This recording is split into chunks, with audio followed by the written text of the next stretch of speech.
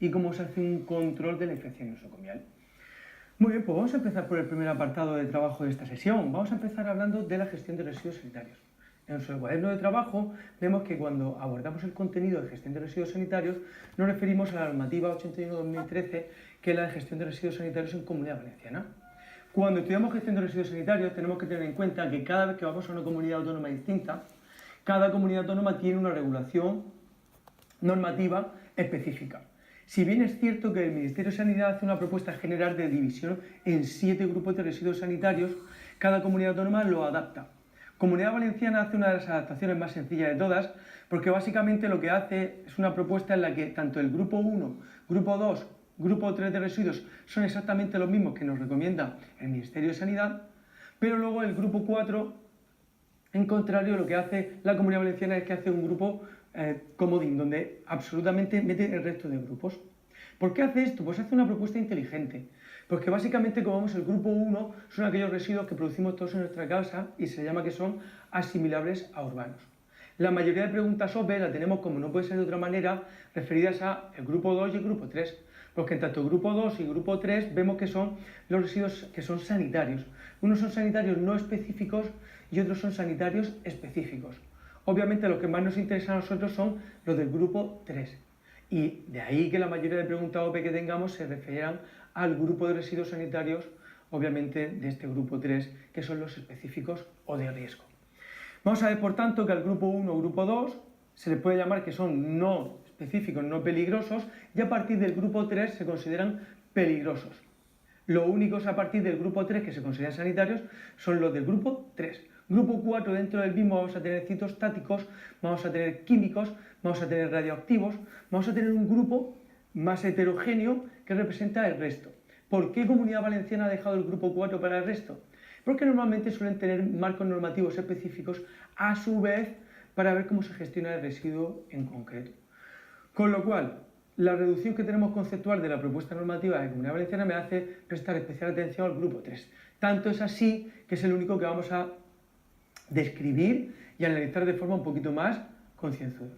Para ello podemos observar que la Comunidad Valenciana hace una clasificación de este tercer grupo de residuos sanitarios específicos de la letra A hasta la H, donde nos especifica todo lo que está clasificado dentro de este tercer grupo. Es muy fácil porque vemos que prácticamente todo lo que tenemos aquí es partiendo desde la letra A, residuos sanitarios infecciosos, hasta la letra H, que son restos animales, pues son conceptos que lo único que nos requiere es una lectura comprensiva. Es verdad que si no lo leemos, puede ser que encontremos una pregunta OPE en la que nos diga cuál de los siguientes no es un residuo que se considere sanitario específico, y claro, veamos restos animales, y si no lo hemos leído es muy fácil que podamos entender que esa puede ser una opción de respuesta falsa. Si bien es cierto que vemos que prácticamente todos los conceptos que vemos aquí con una lectura comprensiva, es muy difícil que nos haga una pregunta que se nos pueda escapar. Como vemos, la letra A, residuos sanitarios específicos, que son los infecciosos, luego la B, restos anatómicos, la C, sangre y hemoderivados, luego la D tenemos la aguja y material punzante, la E, las vacunas vivas atenuadas, la F, material contaminado, que venga procedente de pacientes de hemodiálisis, es decir, de hemoderivados, luego la G, cultivos, y por último la H, resto de animales. Probablemente en un tipo T sería esta última letra la que nos podría generar confusión. Como es muy sencillo, todos los que estamos viendo esta sesión, todos sabemos que, excepto los que nos señala la letra D, que sabemos que los objetos punzantes, igual que la letra E, vacunas, va a un contenedor amarillo, el resto de todos estos residuos sanitarios, todos sabemos que van a bolsas de altas cargas o contenedores que son de color rojo. Esto es muy fácil porque suele ser igual en todas las comunidades autónomas, aunque es verdad que algunas cambian el color de los contenedores o de las bolsas. En este concepto en concreto pues hay unanimidad.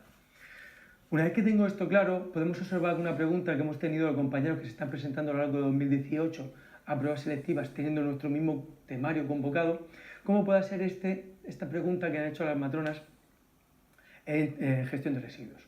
Básicamente esta pregunta, veis, que nos dice que tras un parto eutóxico en la que se dispone a sacar sangre del cordón umbilical, ¿qué hacemos si después de hacer la toma de la misma muestra decidimos desecharla? Al fin y al cabo, cuando decimos desecharla, todos sabemos que esto va a un contenedor de color rojo, ¿de acuerdo? Y obviamente lo que sabemos es que este tipo de material se considera un residuo que se clasifica en el grupo 3. Como acabamos de ver, de todas las letras que tenemos de la A a la H, un resto de hemodiderivado o de sangre se considera un material de riesgo sanitario específico y por tanto del grupo 3. Este perfil de pregunta, por tanto, es la que esperamos, es la que más se repite y es bastante frecuente y por tanto no vamos a tener ningún problema para abordar este tipo de contenido. Del resto de grupos que tenemos de clasificación de residuos, se recomienda hacer una lectura comprensiva de la normativa que tenemos en nuestro cuaderno de trabajo, pero no ahondar demasiado en los conceptos que tenemos de clasificación, porque el perfil de preguntas no nos exige tener un dominio conceptual demasiado exigente. Muy bien, pues una vez que tengo esto claro de gestión de residuos sanitarios y con las 2 o 3 ideas de cómo tenemos que abordarlo, vamos al segundo apartado que vamos a trabajar en esta sesión de hoy, que es la infección nosocomial. El tema que nos han convocado de infección nosocomial nos exige, por un lado, conocer muy bien qué es la infección nosocomial, por otro lado, conocer el estudio EPINE en España, que es quien la clasifica, y por último lo que vamos a ver van a ser medidas de control. En las medidas de control vamos a hablar un poco de los elementos que tenemos a través de las recomendaciones de ECOF. Después vamos a ver los aislamientos, como no puede ser de otra manera, y luego vamos a ver unas pequeñas estrategias que propone el Ministerio junto a la higiene de manos, que son los 4 elementos más importantes que tenemos que quedarnos en la infección nosocomial, porque la mayoría de preguntas SOPE que tenemos van en este sentido. Muy bien, vamos a empezar hablando del estudio EPINE. Para hablar del estudio EPINE, lo primero que tenemos que saber es qué significa EPINE. Tanto es así que el último examen que ha habido en Canarias nos ha preguntado qué significan las siglas EPINE. Todos sabemos que EPINE significa Estudio de la Prevalencia de la Infección Nosocomial en España. Ahora, una vez que ya sé que es EPINE, todos debemos saber que EPINE actualiza sus datos cada año. Todos los que estamos escuchando esta videoclase vamos a probar la OPE en octubre y por tanto no vamos a tener la necesidad de volver a aprender estos datos que se volverán a actualizar de cara a 2019. Una vez que tengo esto claro, antes de ahondar en qué nos vuelca EPINE 2018, tenemos que tener claro que el estudio EPINE habla de la infección nosocomial. Y cuando nos referimos a infección nosocomial es aquella que adquirimos en el entorno hospitalario. Todos tenemos que tener claro que la definición que se hace de infección nosocomial es aquella que empieza a presentar síntomas después de las 48-72 horas del ingreso hospitalario y también hasta las 48-72 horas posterior al alta hospitalaria. ¿Por qué? Porque obviamente si tenemos una infección que se empieza a comenzar a representar 10 horas después de un ingreso hospitalario, ya sabemos que esa infección la traemos de casa. Y al igual cuando nos vamos de alta del hospital, si empezamos a tener sintomatología 5 horas después del alta, obviamente sabemos que ese patógeno lo hemos adquirido en el entorno hospitalario. Una vez que tenemos esto claro, vamos directamente a ver el estudio EPINE que nos propone. Como veis ahora mismo en la presentación, la diapositiva tiene 2 grandes ideas que tenemos que extraer del estudio EPINE.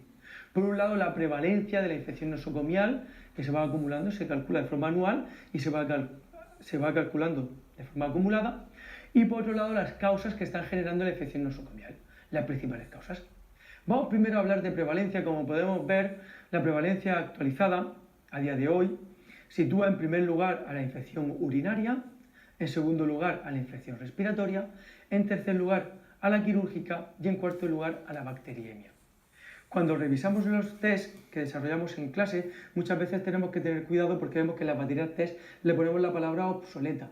Y es verdad, porque realmente si esta misma pregunta que podemos ver de cuál es la primera infección nosocomial me la hacen hace un año, probablemente ha cambiado y de hace 2 años se ha modificado. ¿Por qué se modifican? Porque realmente tanto la infección nosocomial 1, la urinaria, la 2 respiratoria y la tercera quirúrgica tienen tantos por cientos muy aproximados. Normalmente representa el 22, el 21 y el 20% actualmente. Con lo cual, cuando se actualice en 2019, lo más normal es que pueda haber una leve variación entre estas 3 primeras, porque tienen datos porcentuales muy aproximados. La que siempre suele quedar la cuarta, la bacteriemia, que suele representar el 16-18% de infección nosocomial. Una vez que tengo esto claro, por tanto, ya tengo el orden actualizado y si me hace una pregunta que suele ser frecuente y más en Comunidad Valenciana que han dedicado un tema para hablar de infección nosocomial, la pregunta que me debo esperar es esta específicamente. Una vez que tengo esto claro, vamos a ver qué genera la causa mayoritaria de riesgo de infección nosocomial en el hospital. Lo primero que vemos son el tipo de servicio en el que está el hospital. Como no puede ser de otra manera, el primer servicio donde más infección nosocomial hay es en la UCI y el segundo en las unidades de larga estancia. Es normal que cuanto más tiempo pasamos en un hospital, más riesgo de infección nosocomial. Y es normal también que la UCI sea el servicio donde más infección nosocomial hay, porque obviamente el paciente es más vulnerable y porque el tipo de técnicas que hacemos invasivas exponen al paciente a mayor riesgo. Por otro lado, lo que está bien que no podamos quedar, aunque tiene menos preguntas, es cuáles son los procedimientos que generan más infección nosocomial. El estudio EPINE también los clasifica y observamos que el procedimiento número 1 que más infección nosocomial genera es la intubación. El número 2 es las vías centrales y el número 3, como podemos ver, es el sondaje urinario, sondaje vesical. Estos son, por tanto, los 3 procedimientos y las 2 unidades donde más infección nosocomial tenemos. De todo el estudio EPINE nos podemos quedar, por tanto, con estos datos que son los básicos y suelen responder al perfil de pregunta mayoritario que solemos encontrar. Una vez que tenemos esto claro y ya hemos hablado de infección nosocomial, vamos a hablar a continuación de cómo controlar la infección nosocomial. Para eso vamos a comenzar hablando un poco de las ideas que nos propone ACOF, para ver qué medidas son más recomendadas y menos recomendadas para el control de la misma. A continuación hablaremos de los aislamientos, para pasar a hablar de higiene de manos y de los programas que están muy de moda, los programas que recomienda el Ministerio para el control de la infección nosocomial en el ámbito clínico. Muy bien, de todo ello vamos a ver que esta tabla que tenemos aquí de medidas de control de la infección nosocomial es una tabla que es complicada, hay que leerla porque el sentido común nos puede fallar, pero totalmente. ¿Por qué? Porque vamos a ver que tenemos un autor que se llama Aikoff, por eso está la botella aquí de Aikoff, y este autor nos clasifica aquellas cosas que se clasifican en grado 1, grado 2 y grado 3. Aquellas cosas que hacemos para prevenir la infección nosocomial de grado 1 son de eficacia probada. Las de grado 2 son lógicas y la de grado 3 es dudosa o desconocida. Grado 1 probado, grado 2 lógica y grado 3 dudosa o desconocida. ¿Qué pasa? Cuando uno lee qué contiene cada uno de ellos según este autor, ves que el sentido común nos juega una mala pasada. Porque vemos algunos de los elementos, por ejemplo, que son de sentido común o eficacia lógica, como son los procedimientos de aislamiento que hemos marcado en la presentación en rojo, porque todos pensaríamos a priori que aislar a una persona que tiene una enfermedad respiratoria, pues a priori tendría que estar probado, tendría que ser de eficacia probada. Con lo cual vemos que los contenidos que tiene esta tabla que nos propone Aikoff nos puede generar, ¿de acuerdo?, conflictos a la hora de responder preguntas de oposición. Hay que analizar esta tabla y cada uno subrayar aquellos elementos que nos pueden generar duda a la hora de interpretarlo. Vemos que lo que no cabe duda es que la esterilización y el lavado de manos se considera de eficacia probada. La mayoría de preguntas de oposición se van al lavado de manos y siempre el lavado de manos. De todos ellos vamos a ver que no tocar las heridas, ponerte guantes, quimioprofilaxis en cirugías contaminadas, es decir, todo lo de eficacia probada, la mayoría es obvio. ¿Qué hay que llevar cuidado con la eficacia lógica? Porque vemos que tenemos la educación sanitaria, está dentro de lógica, sentido común, pero no probada. Los aislamientos están dentro del sentido común. Y los sistemas de vigilancia epidemiológica están dentro del sentido común.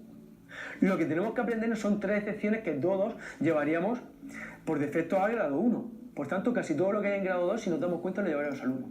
Este es el análisis que tenemos que hacer de esta tabla que nos propone Aikoff, por si no hay una pregunta de oposición directamente que nos dice qué grado clasifico los procedimientos de aislamiento, todos diremos siempre grado 2, eficacia lógica o sentido común. No tiene más. Vamos a dar un paso, por tanto, a hablar de los mismos. Medidas de aislamiento. Cuando hablo de medidas de aislamiento vamos a ver que son 5 tipos que reducimos en 3. Porque vamos a ver que cuando hablo de aislamiento estricto y protector inverso, que son los que tenemos en las dos partes de la tabla, es lo mismo. Te tienes que poner de todo. Tanto bata, mascarilla, guantes, calzas, de todo. La diferencia es que en un caso es para proteger al paciente, que es el protector inverso, porque probablemente esté muy inmunodeprimido, y en otro caso porque es una enfermedad de alta contagiosidad y por tanto lo que te tienes que proteger es a ti. Podemos pensar en el ejemplo de un ébola. Si entra a una habitación de alguien que tiene ébola, ya te digo yo que va a entrar bien protegido. Y al igual que si entra una persona que está altamente inmunodeprimida, un gran quemado, con extensa superficie corporal quemada, pues vamos a entrar con un aislamiento protector o inverso. Muy fácil. De los otros 3 es fácil verlos porque vemos que tanto el de contacto cutáneo como el respiratorio te va a exigir, van a ser muy exigentes y de hecho te va a exigir también protegerte con todo según la proximidad que tengas con el paciente. Si te acercas mucho a él, te va a exigir que te vuelva a proteger con todo. Y el único que es un poquito menos exigente, como vemos, es el entérico. De esto, si queremos ser competitivos, lo que tenemos que aprender es, como queda en la siguiente diapositiva claro, es aprender algunas de las patologías que se consideran estrictas respiratorias de contacto entéricas. Es bastante fácil. Si yo te digo estricto y te digo ébola, pues todos con el ébola nadie se la juega a contacto, estoy seguro. Ahora, ¿cómo recuerdo el resto de distritos? Tenéis la mnemotecnia tonta de vacapera. Vacapera sirve para VA de varicela, CA de carbunco, P de peste y RA de rabia. Vacapera, varicela, carbunco, peste y rabia. Para recordar 4 de las principales patologías infecciosas que requieren un aislamiento estricto. Mucho cuidado porque algunas de ellas son respiratorias, pero que sean respiratorias pueden tener un nivel de exigencia mayor que sea estricto. El resto de las respiratorias pues estarán dentro del aislamiento respiratoria. Y si yo te digo salmonelosis, que es de origen entérico, pues todos diréis entérico, como cólera u otras que tenéis dentro de ese grupo. No tiene más, vemos que el abordaje por grupos es bastante sencillo, la mayoría las deducimos, nada más conociendo un poquito los patógenos. Muy bien. Siguiente paso, dentro de las medidas que nos proponía ICOF tenemos higiene de manos. Higiene de manos ya sí que está dentro del grupo de las probadas grado 1. Higiene de manos lo vamos a desarrollar más en el tema de higiene de centros. Hoy solo os hago una presentación para que veáis que hay 3 tipos de higiene de manos. La fricción hidroalcohólica, a todos los profesores nos suena, que lo tenemos en todas las plantas, nada más salir de la habitación de un paciente, fricción hidroalcohólica, lavado de manos propiamente dicho, y luego el lavado quirúrgico. Como vemos en la presentación y queda bastante claro, se diferencia en el tiempo. El tiempo es muy breve en la solución hidroalcohólica, en la fricción. El lavado de manos requiere prácticamente cerca al minuto y vemos que el lavado quirúrgico pues se va a los 2, 3, 4 minutos. No tiene más, aparte del tiempo, obviamente, el tipo de antiséptico que utilizo en una y otra va cambiando. Que nos suene, por lo menos a día de hoy, como introducción, los 3 tipos de higiene de manos que existen. La OMS hace una estrategia de abordaje de los 5 momentos que vamos a ver que siempre que vaya a entrar en contacto con un paciente, estrategia número 1, antes de tocar al paciente, lavado de manos. 2, antes de realizar la tarea. Siempre vemos que te hace 5 momentos y esos 5 momentos tiene una estrategia que es muy interesante porque en España vamos a ver que hay una estrategia de formación de los profesionales donde hay un test pues bastante divertido porque cuando crees que lo sabes todo de higiene de manos, haces el test y la mitad de las preguntas pues no las sacamos. Por tanto, cuando abordemos este tema con mayor profundidad, vamos a analizar este concepto. Muy bien, tanta preocupación hay de la propagación de la infección nosocomial que vamos a ver que el Ministerio, a instancia de distintos organismos, está desarrollando programas. Y los programas lo que están intentando es minimizar la propagación de las enfermedades transmisibles. ¿Cómo? Pues a través de programas como Bacteriemia Cero, programa de neumonía cero, resistencia cero y programa de infección quirúrgica cero. Como podemos ver, estos programas que nos está proponiendo el Ministerio se están dirigiendo prácticamente y directamente a los conceptos que más infecciones nosocomiales tenemos en España en los distintos hospitales. Recordad que hemos dicho antes que en el estudio VINE tenemos enfermedades quirúrgicas, infecciones quirúrgicas, tenemos las urinarias, tenemos las que se relacionan con bacteriemias por resistencias, todas ellas, como podéis ver, cada programa se relaciona con cada uno de ellos. El programa de bacteriemia cero, bacteriemia a nivel hemático. Programa de neumonía cero, infecciones nosocomiales de origen respiratorio. Todo esto es una introducción porque si hablamos hoy de infecciones nosocomiales es muy justo que por lo menos en prevención de la propagación no hablemos de estos programas. Ahondaremos más en ellos, son muy interesantes y a día de hoy lo que pretenden es formar a los profesionales para que minimice la propagación de las enfermedades transmisibles, sobre todo en el ámbito clínico. Por tanto, con esto ya hemos abordado precauciones universales, en los que hemos hablado de los 5 tipos de aislamiento y luego de la efectividad de EICON, recordando los 3 grados que hay. Y por último, hemos visto los programas del Ministerio dentro de las precauciones universales. Y vamos a acabar hablando de demografía sanitaria. La demografía sanitaria es el que más acumula preguntas en OPE de todo este tercer bloque de contenido y por tanto vamos a prestar un poquito más de atención. Dentro de él la clave está en pirámides de la población, qué formas tiene y cómo se denominan, y en las tasas e indicadores. Las tasas e indicadores vamos a ver a continuación, que lo vamos a abordar con mnemotecnia sencillita.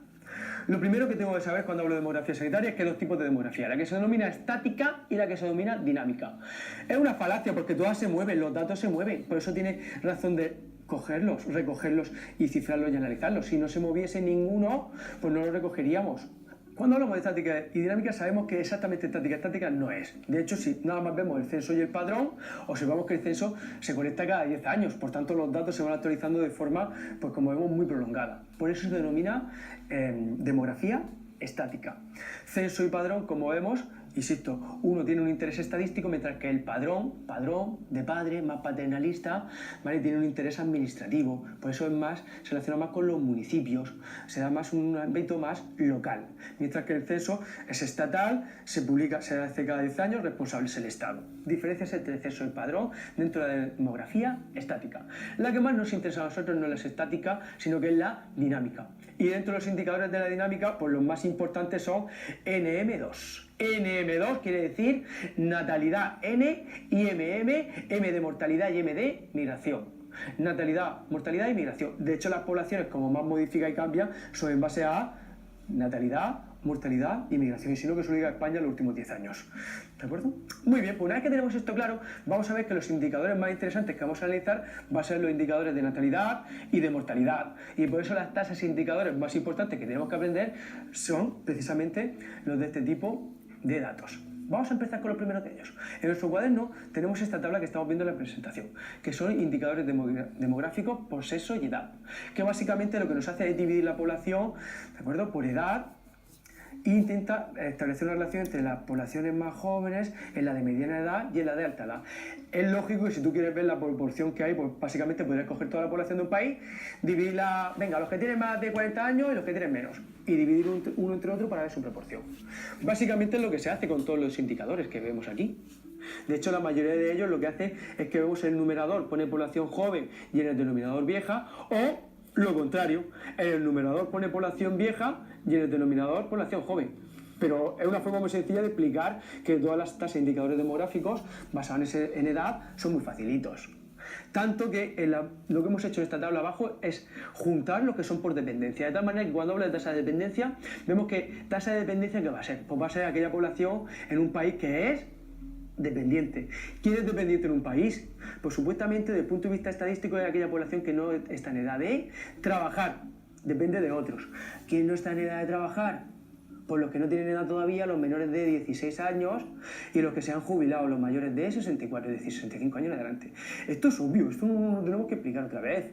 Tasa de dependencia, por tanto, mete la población que es dependiente entre el resto de población. Y luego vemos que la tasa de dependencia senil, lo que se va a preocupar va a ser ¿de quién? Pues solo de aquella población dependiente que es pues, veterana mayor de 64 años. ¿Estamos todos de acuerdo? Muy facilito. Si hablo de tasas de envejecimiento, no es lo mismo envejecimiento que ancianidad elevada. En el numerador lo que vemos viendo que va aumentando es la edad. En el envejecimiento meto mayor de 64 años, en ancianidad mayor de 70 años y en ancianidad elevada meto los mayores de 80 años. Por tanto, vemos que esto no se estudia, se hace un análisis inteligente y ya nuestro sentido común va a volver a abordar estos contenidos de forma bastante eficiente. Ahora, de todos los índices que tenemos aquí, los más peligrosos son los primeros. Índices de Fritz, de Burgdorfer, de Sumbart, de Schwabi. De hecho, son los más peligrosos y precisamente por los que más nos preguntan, de tal manera que son donde mayor atención tenemos que prestar. ¿Cómo abordar esto? Pues de una forma muy sencilla. Aquí mnemotecnia tonta. Aquí tenemos a José María Aznar, 666 y un pescado que soy llamado pescado maldito, diabólico, llámale como quieras. ¿Por qué 666 y un pescado? Pescado 666, para recordar qué indicador va a ser. Fish, pescado, fish, pescado.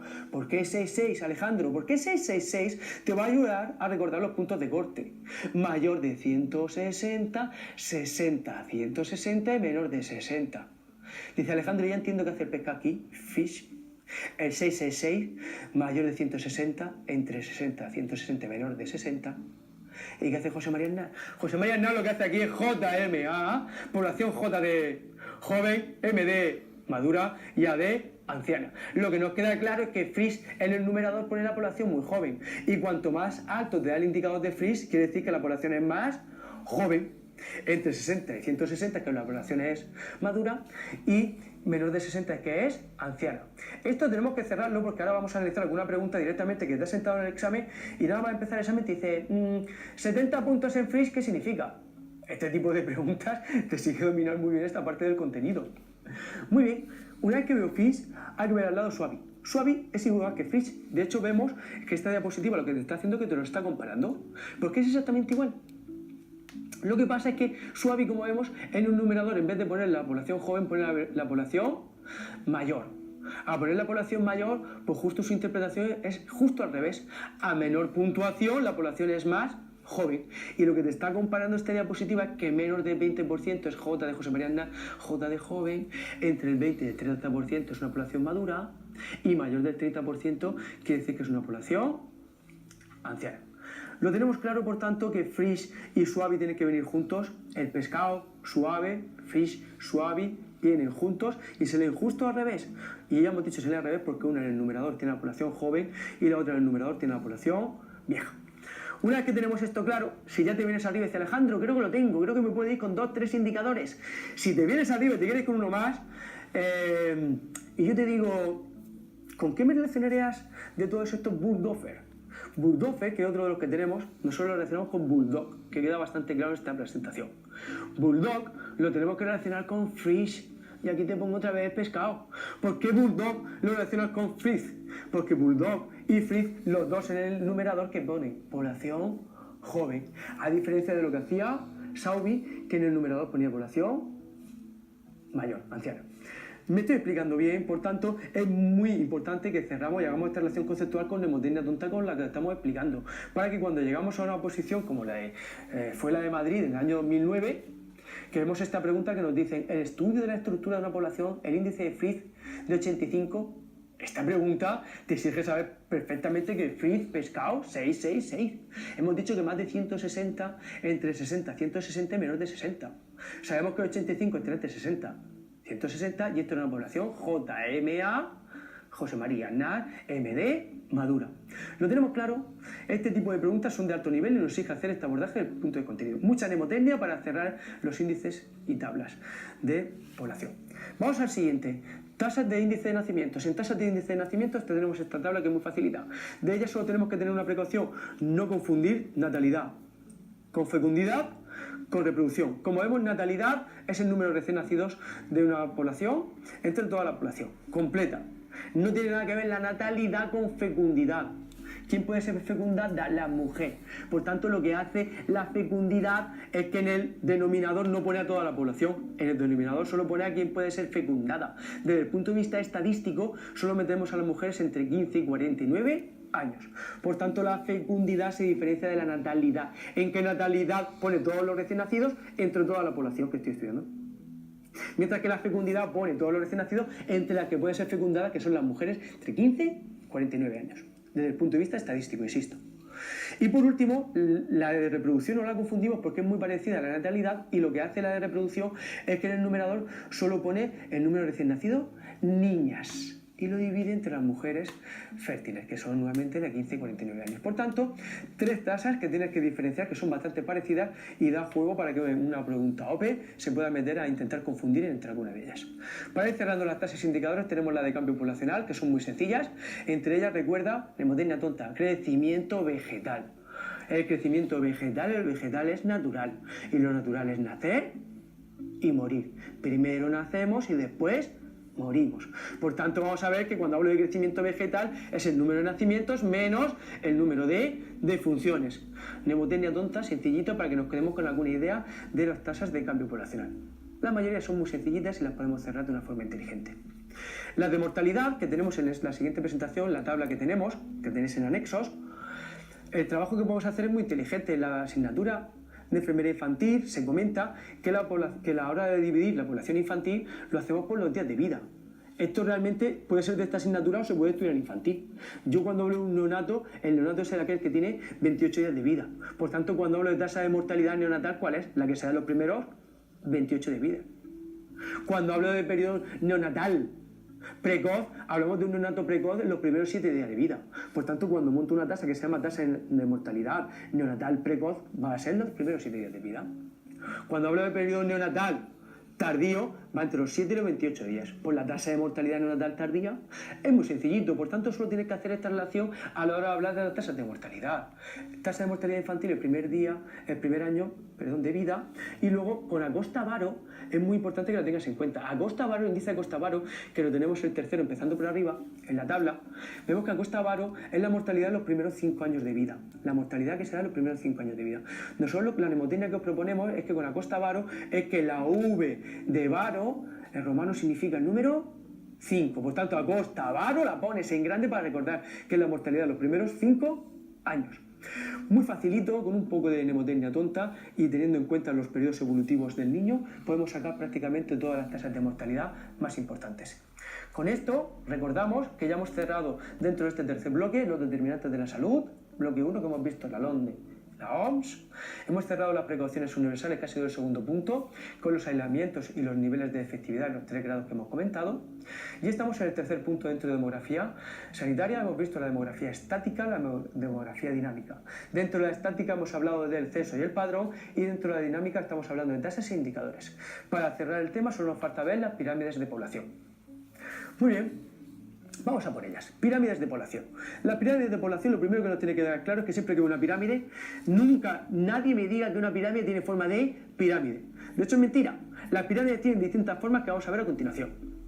Primero. Segundo, las pirámides están representadas en un lado los hombres y otro lado las mujeres, como podemos ver. Si me preguntan en qué lado están representados los hombres y las mujeres, lo que vemos es que los hombres están a la izquierda y las mujeres están a la derecha. Segunda idea. Tercera idea. Las variables que contemplan las pirámides de población es que recogen la edad, y cuando la pirámide va subiendo hacia arriba representa edades mayores. Y las bases de la pirámide representan edades muy bajitas. Suelen acumularse niveles de 5 años. De tal manera que la primera base de la pirámide suele representar la edad de 0 a 5 años. Cuando subo al segundo escalón de la pirámide suele representar de los 5 a los 10 y así consecutivamente. Así como se suele representar la pirámide de población. Una vez que tengo esto claro, lo que representa cada columna es el número de individuos que tengo en cada uno de los estratos de población.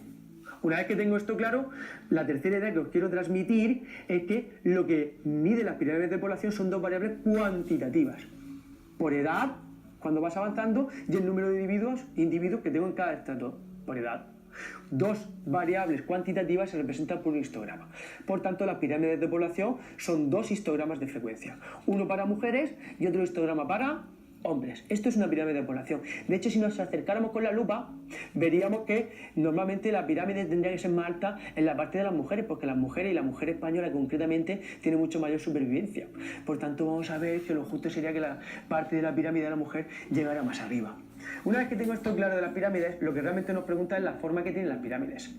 Esta diapositiva lo que nos presenta es que hay tres formas principales que pueden adoptar las pirámides poblacionales, que es de bulbo o hucha, pagoda, parasol y campana ojiva. La normotecnia que nos ponemos es que bulbo, hucha, BH. Y la bicicleta BH la coges para regresar a tu casa. Por tanto, la pirámide es regresiva. BH para regresar a tu casa. BH para regresar a tu casa. BH. Bulbo, hucha. Nos tenemos que quedar con los nombres porque es lo que nos preguntan.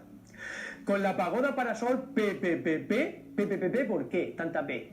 PPP, para recordar que pagoda o parasol se considera que es una pirámide progresiva. Y por último tenemos campana ojiva, que es estacionaria. Vamos a ver que ahora mismo España representa una bulbo-hucha regresiva, porque vamos a ver que queda bastante claro que la forma de bulbo, vemos que el estrato inferior de la base de la pirámide es muy bajo. Esto representa que la natalidad en el país está bajando, y está bajando de forma consecutiva. Y esto es lo que está pasando en España.